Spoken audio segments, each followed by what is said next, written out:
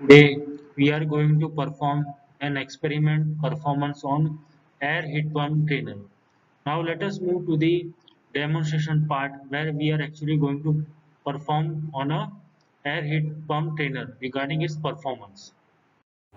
Hello, so today we are going to study about the mechanical heat pump trainer. Now this is mechanical heat pump trainer. Here we can see this is condenser unit or condenser box wherein there is a coiled condenser inside it. There are copper fins or copper tubes, sorry, not fins. Here is a manometric pressure gauge. Here it is a rotameter. With the help of float we can see that what is the flow rate. Here there are controls. Valve V1, first of all, water condenser valve V1. Second is water condenser valve V2.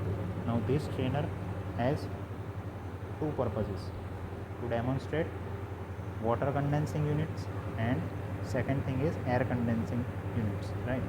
So first we will study about one experiment, that is water condenser. So first we will focus on only water condenser valves. Here there is evaporator box, and the coil type evaporator tube is also placed inside it, right? We can see in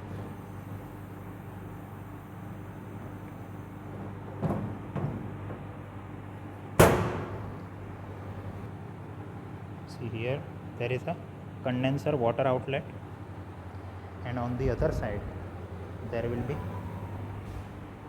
evaporator water outlet here. So this is evaporator water outlet. Okay.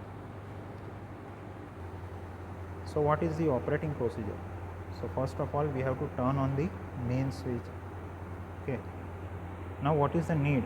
So the need to conserve energy has increased the interest in the vapor compression heat pump, because heating obtained by heat pump is more than that could be attained by direct electrical heating.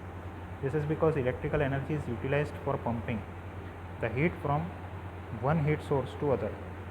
Heat pumps also find their application in year-round air conditioning systems, which permits both summer cooling and winter heating, right? So what is the experimental procedure? So step 1 is connect the water supply to the unit. So we have to connect the water supply. See here we can see there are two valves. Okay, so we have to connect a water supply. Thereafter adjust the condenser water flow rate about 120 lph and evaporator water flow rate to 100 lph. Okay. Then second is put few drops of oil in the thermometer pockets. Here we can see there is dry and wet bulb thermometer, right? So in wet bulb thermometer we have to put some oil drops, right here. Okay. Then we have to switch on the main supply on and on the compressor supply. See, this is the main supply switch, is connected to the switchboard.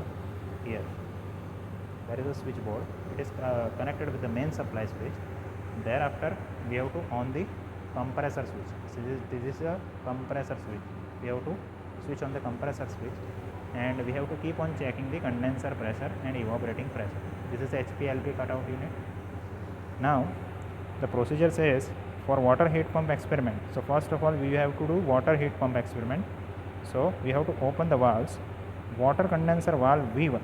So here water condenser valve V1, we have to open this valve, and thereafter we have to open the condenser valve, that is water condenser valve V2. This is water condenser valve V2, right? So this is V1 and V2.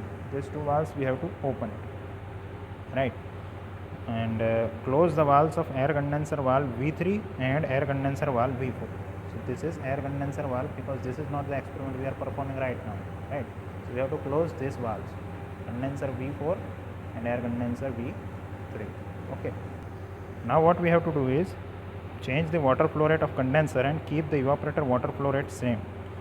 Note down the observations at a flow rate of about 80 lph and 150 lph. We have to note down the readings, right? And keep the condenser flow rate 120 lph and note down the readings by increasing and decreasing evaporator water flow rate to about 75 lph and 125 lph. Okay, so this is how we have to operate this water condenser unit of mechanical heat pump trainer.